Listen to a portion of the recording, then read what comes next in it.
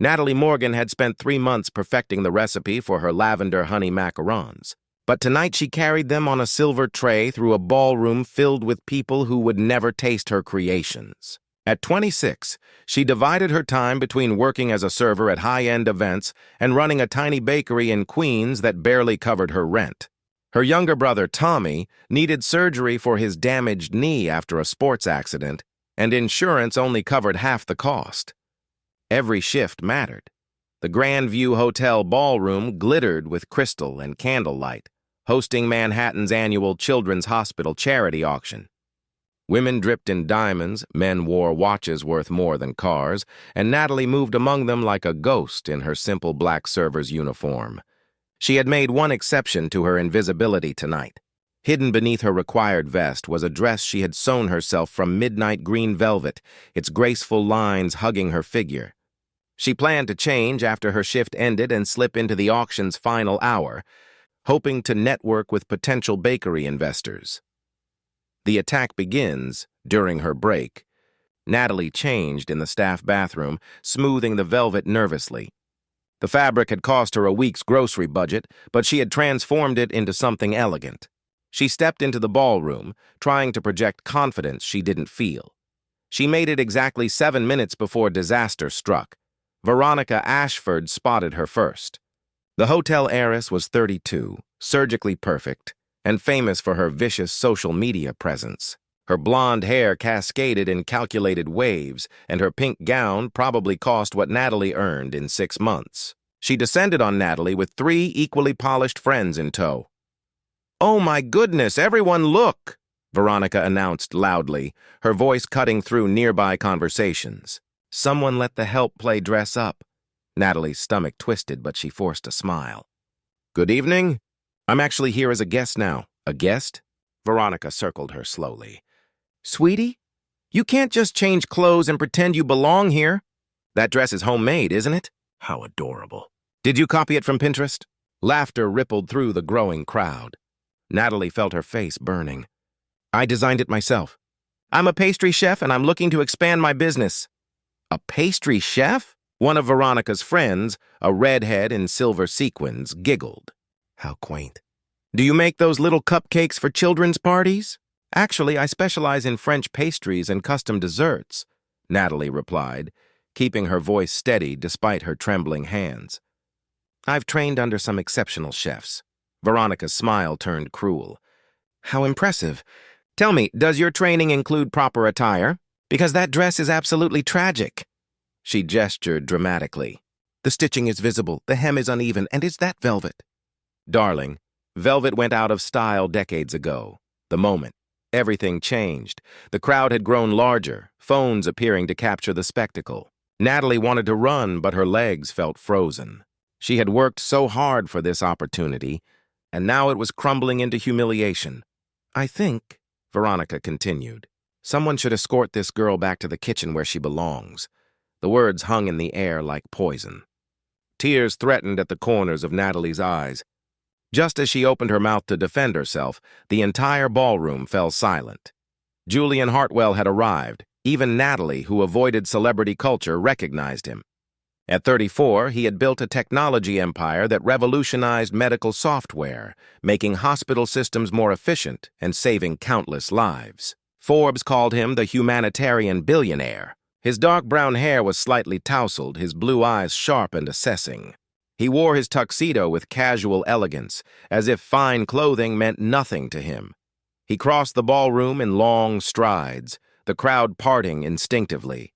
His gaze swept the scene, taking in Veronica's triumphant smirk, the crowd's eager anticipation, and Natalie's barely contained distress. Without hesitation, Julian stopped directly in front of Natalie. Up close, he was even more imposing, tall and broad-shouldered, with an intensity that made her catch her breath. "There you are," he said, his voice warm and intimate. "I've been looking everywhere for you." Natalie stared at him, confused. "I'm sorry. I think you have me confused with someone else." Julian smiled, a genuine expression that transformed his serious face. "Natalie Morgan, owner of Sweet Moments Bakery in Queens. You made the lavender honey macarons being served tonight." I had your pastries at a friend's wedding last month, and I've been trying to track you down ever since." The declaration Natalie's mind raced. She had indeed made the macarons for tonight, a special order through the catering company. But she had never met Julian Hartwell. "The macarons?" she managed. "Extraordinary," Julian said, his eyes never leaving hers. Then he did something that stopped every heart in the room. He took her hand gently, his fingers warm and steady against her cold ones. "Ladies and gentlemen, I'd like to introduce you to my girlfriend, Natalie Morgan. We've been keeping our relationship private, but clearly that ends tonight." The silence was absolute. Champagne glasses paused mid-air. Veronica's face drained of color, then flooded red. "Your girlfriend?" Veronica's voice cracked. "Julian, what are you talking about? We had coffee last week. You said you'd consider backing my charity foundation?" Julian's expression cooled as he looked at Veronica. "I said I'd review your proposal, Veronica. Nothing more. Though after witnessing your behavior tonight, I can't imagine supporting any organization you're involved with." He turned back to Natalie, his voice softening. "I apologize for the dramatic reveal. I had planned something more romantic, but watching someone I care about being humiliated by small-minded people tends to change my plans." Natalie's head spun. This couldn't be real. Julian Hartwell, one of the most powerful men in New York, was claiming to be her boyfriend. His hand remained in hers, solid and reassuring, even as her world tilted sideways. "But we don't," she whispered. "Trust me," Julian murmured so quietly only she could hear. "Please." The aftermath, the ballroom erupted. Phones flashed, capturing every angle. Veronica stepped forward, her composure cracking. "This is ridiculous. Julian, you can't seriously expect anyone to believe you're dating a server." "A pastry chef," Julian corrected, his voice dropping to a dangerous level. "A talented entrepreneur who works 3 jobs to support her family. She has more character in her little finger than you'll ever possess, Veronica." He slipped his arm around Natalie's waist, pulling her close against his side. She could feel his warmth through the tuxedo, smell his cologne mixed with something clean and masculine. "Now, if you'll excuse us, my girlfriend and I have better places to be than standing here listening to jealous commentary." Julian guided Natalie through the crowd, his hand never leaving her waist. People stepped aside, whispering frantically. She heard fragments of conversation, shock, speculation, disbelief. Once they reached the quiet corridor outside the ballroom, Natalie finally pulled away from his embrace. Her heart pounded so hard she thought it might burst from her chest. "What just happened?" she demanded, her voice shaking. "Why did you do that? You don't even know me." Julian leaned against the wall, studying her face with those intense blue eyes. "You're right.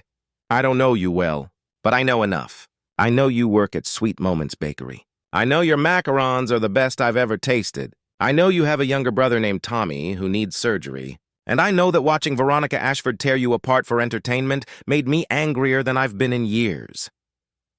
"How do you know about Tommy?" "I make it my business to know about people who interest me," Julian said simply. "Your pastries caught my attention at that wedding. I had my assistant research your bakery. What I found was someone working herself to exhaustion, creating beautiful things despite impossible circumstances." Natalie pressed her hands to her temples. "This is insane. You just told hundreds of people I'm your girlfriend. The media will go crazy. They'll dig into my life, my family, everything." "I know," Julian said quietly, "and I'm sorry for putting you in this position without asking first. But I have a proposition that might make this work in both our favors." Natalie stared at Julian Hartwell, her mind struggling to process his words. The corridor felt too small suddenly, the air too thin. Behind them, she could hear the muffled chaos of the ballroom as news of their supposed relationship spread like wildfire. "A proposition," Natalie repeated, her voice barely steady. "You've already turned my life upside down. What else could you possibly want?" Julian straightened from the wall, his expression serious. "I want to offer you a partnership. A temporary one, but mutually beneficial." "I don't understand." "Walk with me," Julian said, gesturing down the corridor. "This conversation requires privacy." He led her through the hotel's elegant hallways to a private lounge, empty and dimly lit. Floor-to-ceiling windows overlooked the city lights. Thousands of lives playing out in illuminated squares. Julian poured 2 glasses of water from a crystal decanter, handing her one before settling into a leather chair. He gestured for her to sit across from him. "For the past 2 years," Julian began, "my family and board of directors have been pressuring me to settle down.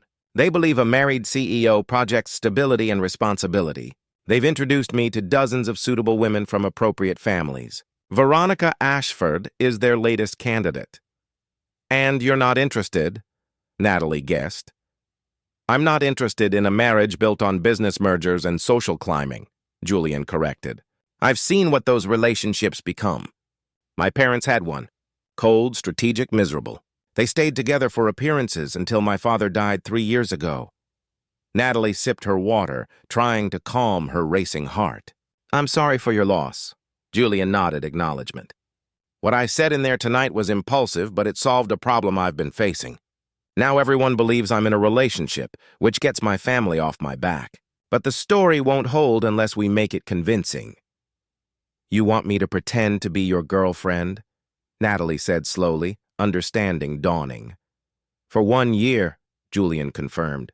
"We'll date publicly, attend events together, convince my family and the board that I'm settled.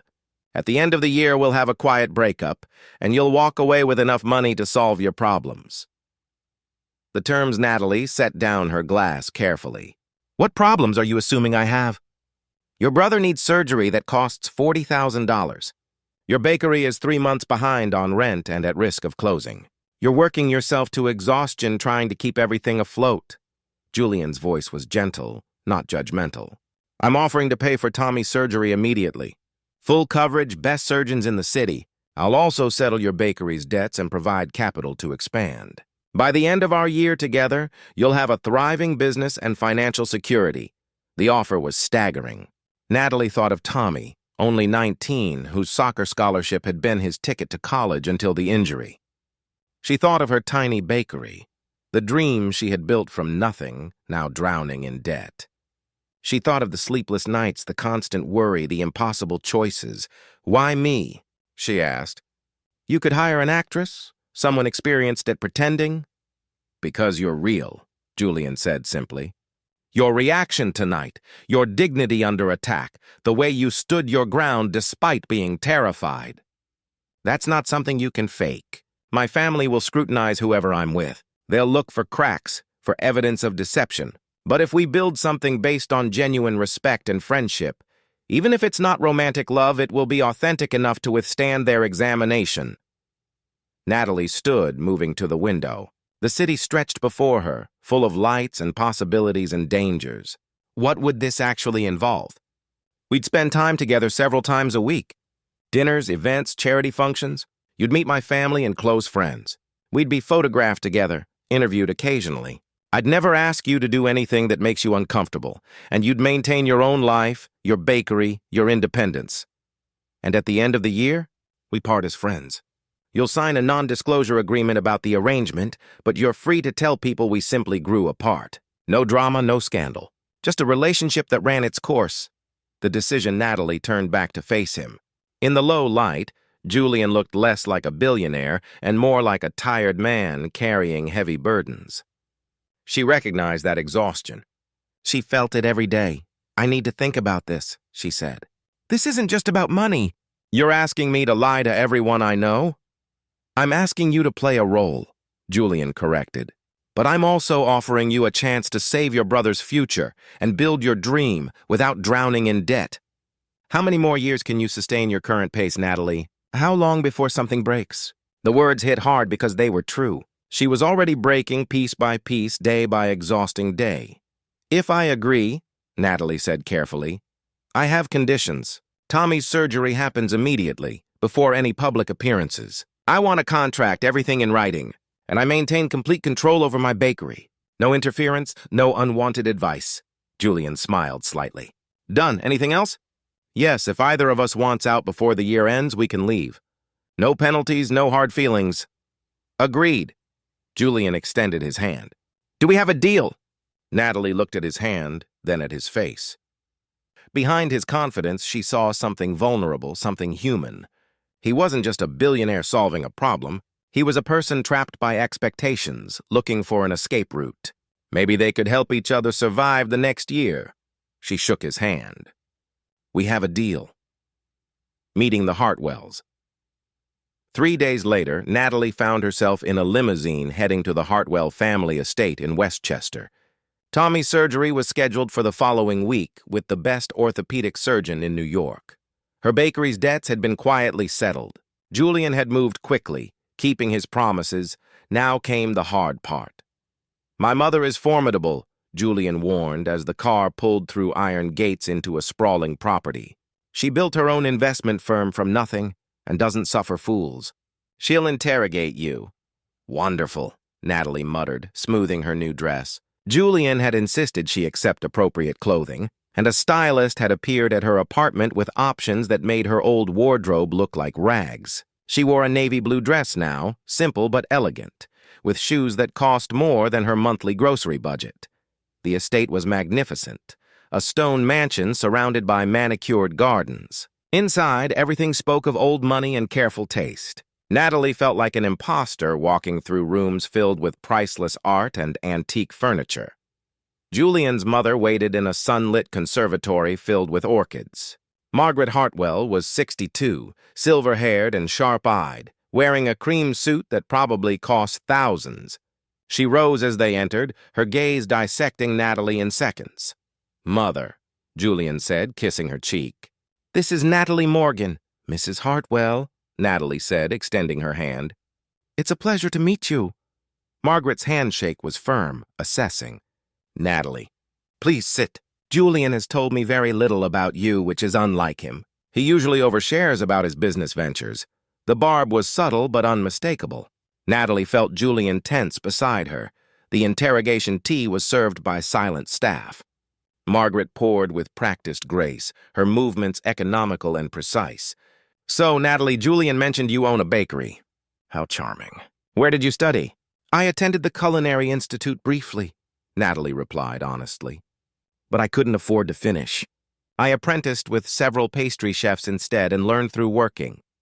"Self-taught," Margaret said, as if confirming a suspicion. "And your family?"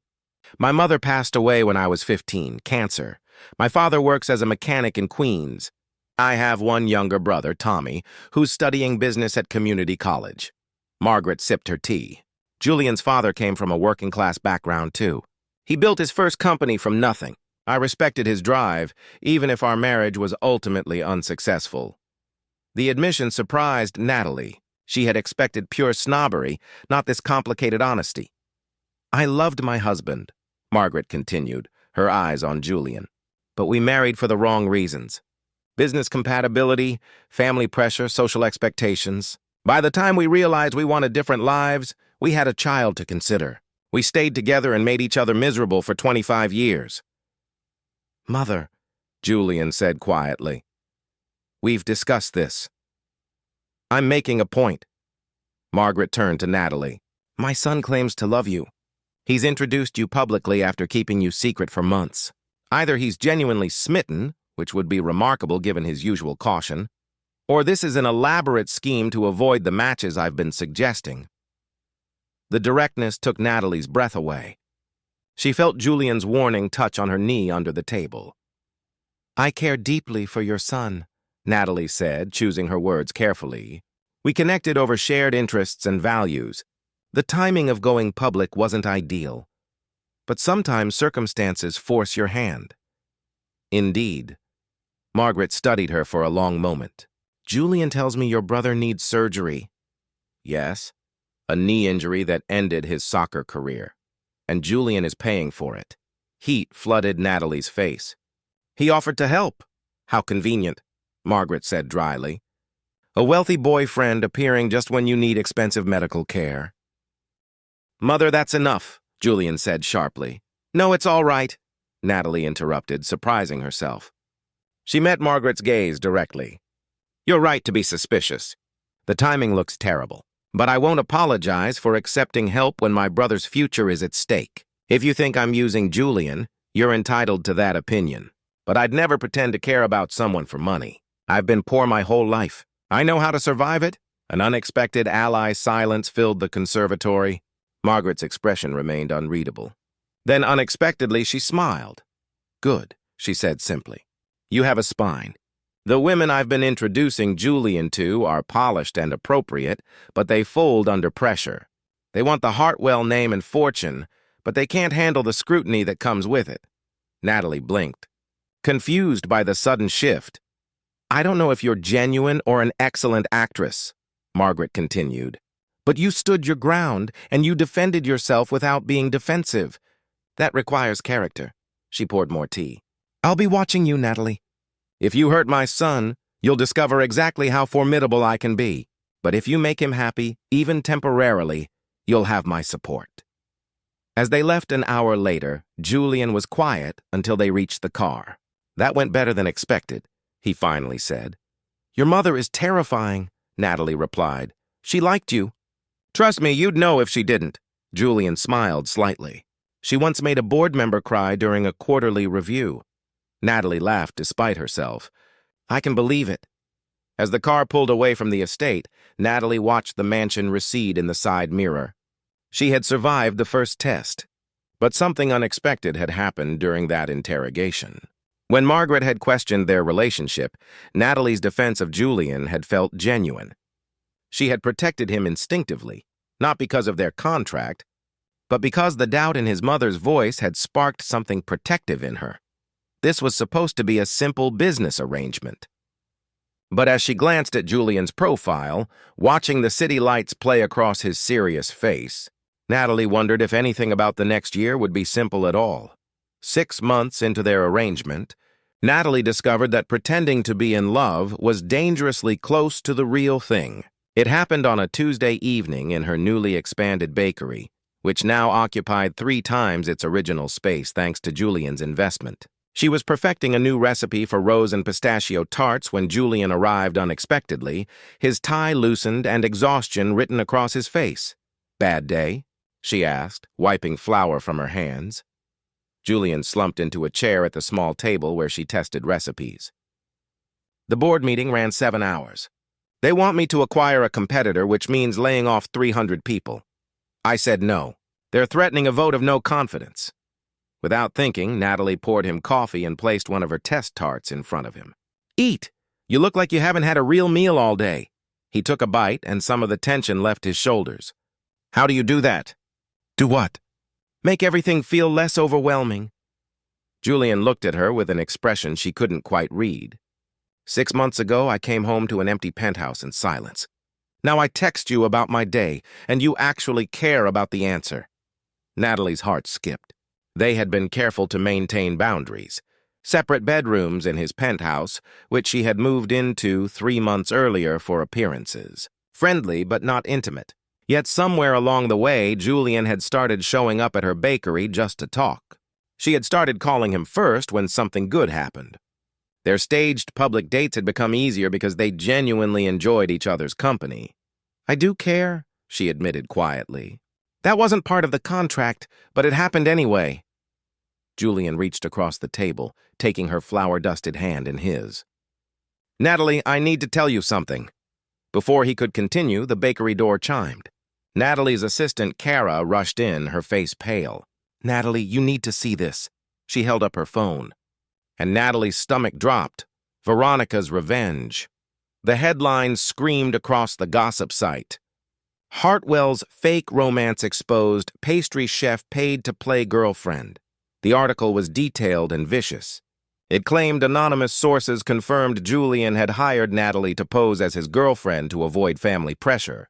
It included photos of them at various events, analyzing their body language for signs of artificiality. Worst of all, it revealed Tommy's surgery and the bakery expansion, framing everything as payment for services rendered.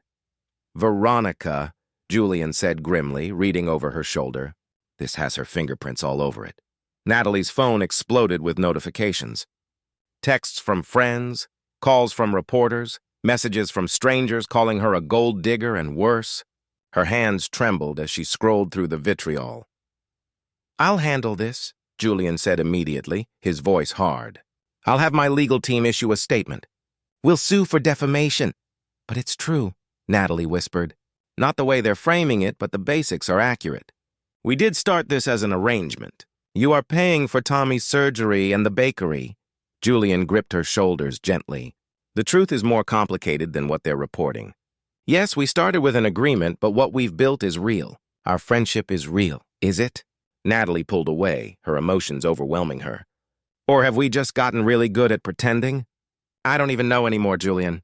I don't know what's real and what's performance. The media storm, the next 72 hours were brutal. Reporters camped outside the bakery in Julian's building. Natalie's father called from Queens, confused and worried by the news coverage. Tommy, recovering well from his surgery, was furious on her behalf. Margaret Hartwell issued a terse statement supporting her son but saying nothing about Natalie. Veronica Ashford appeared on a morning talk show, carefully worded but devastating. I feel terrible for Julian, she said, her expression perfectly sympathetic. He's such a kind man, always wanting to help people. It's sad that someone would take advantage of his generous nature. I hope he finds genuine love someday. Natalie watched the interview in Julian's penthouse, feeling sick. Across the room, Julian paced while on a conference call with his crisis management team. When he finally hung up, his face was grim. The board is using this as ammunition. They're calling an emergency meeting tomorrow. If I can't prove the relationship is genuine, they'll move forward with the no-confidence vote. Then tell them the truth, Natalie said. Tell them it started as an arrangement but became real. Did it? Julian stopped pacing, his blue eyes intense. Become real for you? The question hung between them, heavy with possibility and danger. Natalie thought about the past 6 months. The late-night conversations when neither could sleep. The way Julian brought her coffee in the mornings, remembering exactly how she liked it. The evening he had helped her bake 200 cupcakes for a children's hospital charity, flour in his expensive hair, laughing at his own terrible decorating skills. The moment 2 weeks ago when she had reached for his hand during a movie and he had held it like it was precious. I don't know, she admitted. I know I look forward to seeing you.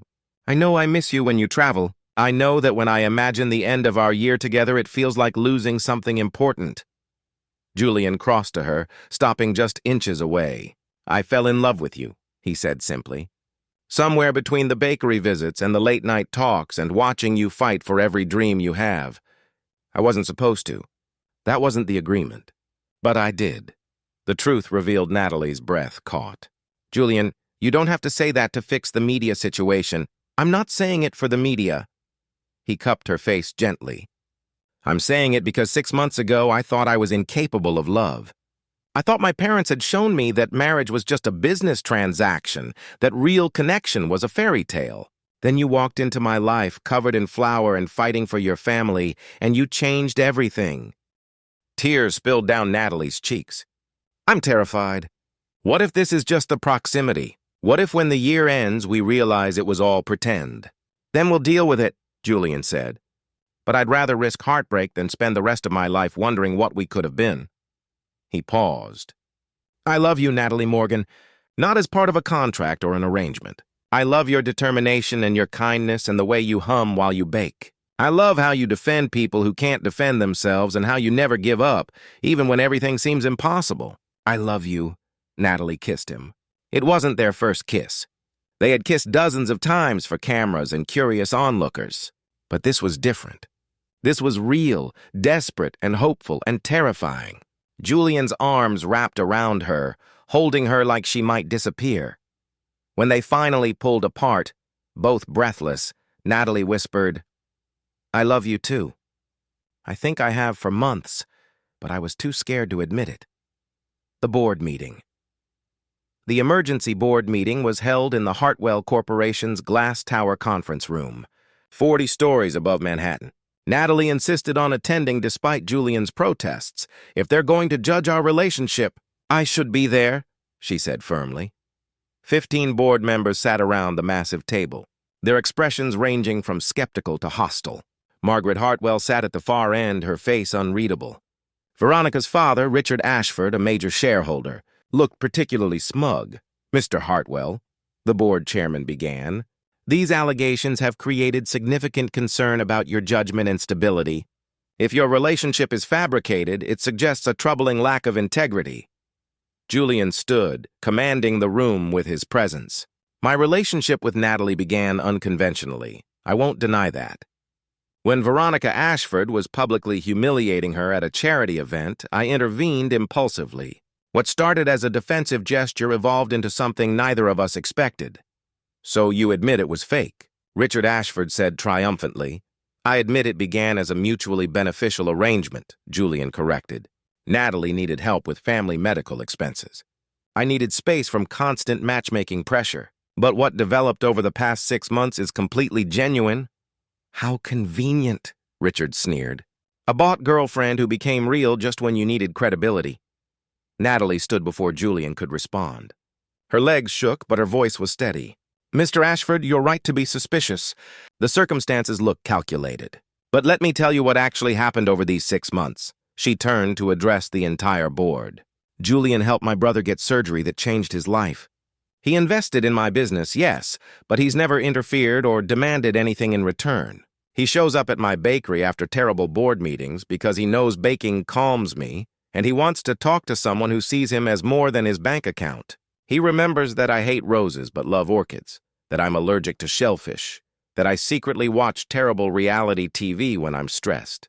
He's taught me about wine and classical music, and I've taught him that it's okay to eat dessert for breakfast sometimes. Several board members smiled despite themselves. I didn't fall in love with Julian Hartwell. The billionaire CEO? Natalie continued. I fell in love with Julian, who stays up late helping me perfect recipes even though he has morning meetings. The man who reads to children at the hospital where my brother had surgery because he knows it matters. The man who fights to keep 300 people employed because he believes companies have responsibilities beyond profit. She looked at Julian, her heart in her eyes. You want to know if our relationship is real? It's the most real thing in my life. I didn't plan to love him. It wasn't part of our agreement. But somewhere between pretending and reality, I fell completely. The resolution Margaret Hartwell stood, commanding attention. I've been watching them for 6 months. Initially, I was skeptical, even hostile. But I've seen them together when they didn't know I was observing. I've seen how they look at each other, how they communicate without words. That's not something you can fake, no matter how good an actress you are. She turned to Richard Ashford. Your daughter created this scandal because she's angry that Julian chose someone genuine over her calculated social climbing. I suggest we stop wasting time on gossip and focus on the fact that under Julian's leadership, this company's value has tripled. Employee satisfaction is at record highs, and we're leading our industry in innovation, the vote was called. 12 board members supported Julian, 3 abstained. Richard Ashford was the only vote against. Julian retained his position as CEO with a stronger mandate than before. As they left the building, Natalie's phone buzzed. It was a message from Veronica. Enjoy your victory. It won't last, Julian saw her expression.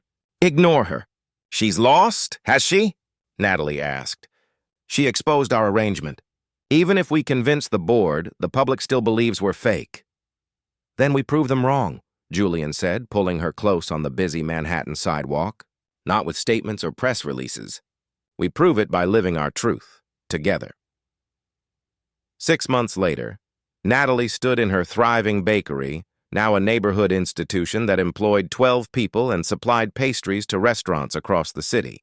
Tommy had just finished his first semester back at a 4-year university on a partial academic scholarship, his knee fully healed. Julian appeared in the doorway, and Natalie's heart still skipped when she saw him. That hadn't changed in the year they had been together. Ready? He asked. Almost. She untied her apron. Tonight was the Children's Hospital Gala, exactly 1 year after the night they had met. This time she wasn't serving. She was a guest, invited because her bakery had donated custom desserts for patients throughout the year.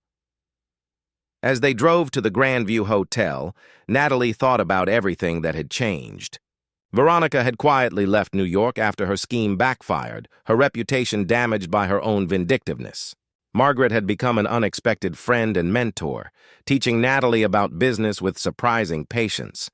The media had eventually moved on to other scandals, leaving them to build their relationship in relative peace. In the hotel ballroom, surrounded by the same glittering crowd that had witnessed their dramatic beginning, Julian took Natalie's hand. "I have something for you." He led her to a quiet corner and pulled out a small velvet box. Natalie's breath caught. "Our contract expired 3 months ago," Julian said softly. "We're under no obligation to stay together, but I can't imagine my life without you. Marry me, Natalie, for real this time. Not because of pressure or arrangements, but because I love you more than I knew was possible." The ring was simple, elegant, and perfect. Natalie's eyes filled with tears. "Yes, 1,000 times yes." As Julian slipped the ring on her finger and kissed her, the ballroom around them faded away. They had started with a lie that became truth, a contract that became love, a pretense that became the most genuine thing either had ever known. Sometimes the best love stories begin with the most impossible circumstances. Sometimes being taken seriously requires someone powerful to speak up. But always, real love proves itself through time, truth, and choosing each other every single day. Their story had begun with a dramatic rescue in a room full of strangers. It continued with two people discovering that the best things in life can't be contracted or controlled. And it would go on, not because anyone was watching or judging, but because they had found something rare and precious, a love built on respect, friendship, and the courage to be real.